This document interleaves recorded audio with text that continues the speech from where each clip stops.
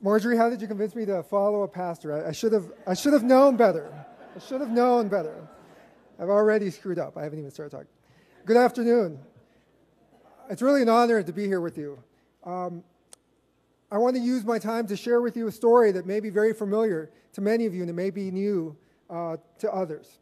In 1983, a little more than 25 years ago, at a conference of lesbian and gay advocates just like this, at a plenary session just like this, held at a nondescript Denver hotel just like this, a group of conference participants stormed the stage unannounced to declare, "We condemn attempts to label us as victims, a term which implies defeat, and we only occasionally are patients, a term which implies passivity, helplessness and dependence upon the care of others.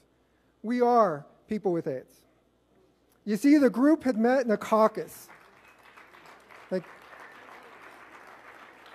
Those individuals had met in a caucus the night before to draft a historic manifesto that now is known as the Denver Principles.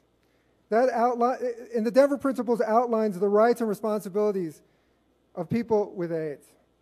This declaration was historic because it was the first time that a group of people who share an affliction had gotten together to organize politically. Most of the participants were extremely ill. Several died within a few weeks or months after that historic moment. I want to honor them in this space, at this time, in this moment, because they made an enormous impact on the course of our nation's history, and the course of the epidemic. They had the audacity to demand that their voices be heard.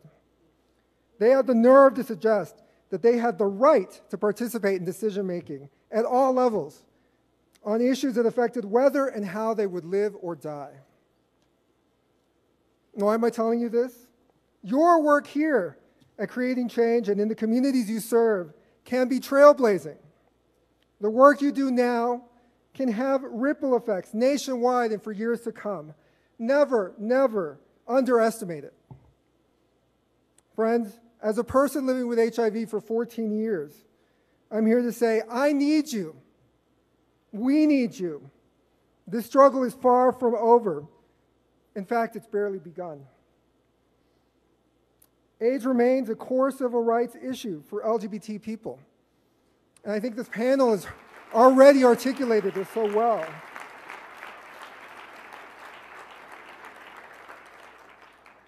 As many of you know, based on our best estimates, 1 in 4 gay bisexual men is HIV positive.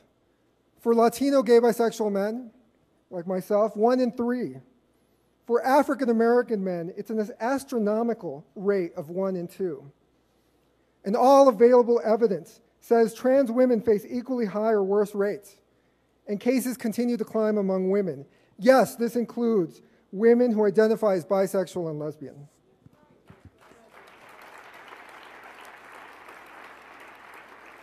Now, it's true, survival has improved for people with health care, but astonishingly, only half of all people with HIV in the US receive the health care and treatment they need.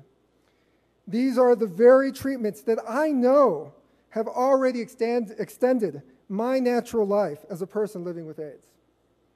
So many people, including the uninsured, the undocumented, those living in poverty, have no access to health care. The fight for universal health care is central to the LGBT struggle, and we need to help champion it.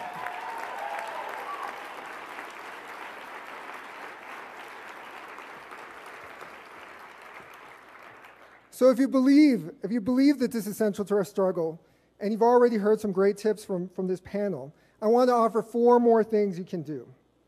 Number 1, speak up for people with HIV. Include us in your work. Represent the diversity of the epidemic in your movements, in your struggles, in your communities, in the work that you do. Embrace the tenets of the Denver Principles to promote the full participation of people with HIV/AIDS in movement building. Number 2, support our political struggle. I worked very hard to get Barack Obama elected president, but I take nothing for granted.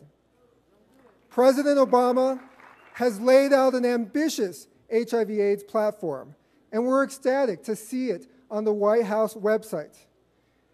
But you know, we have to work hard to make it a reality.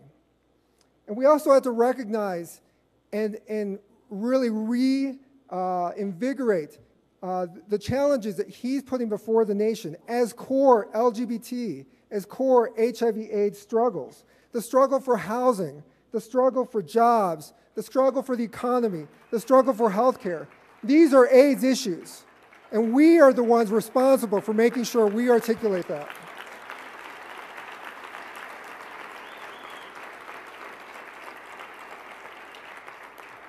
So I have a few homework assignments. The first one is everybody here has a cell phone, and I know everybody here has a cell phone. I want you to put this number in your cell phone. 202-456-1414. This is the White House comment line. Use it. I want you to take this number down and use it regularly. Tell the president what you care about. Tell them about your realities. Tell them about your movement. Tell them about what you care about. You can call right now and you will get an operator. So please use this line. And you should also put in your cell phone the numbers of your U.S. House representative and your 2 senators. If you don't know who they are, go to votesmart.org. Right.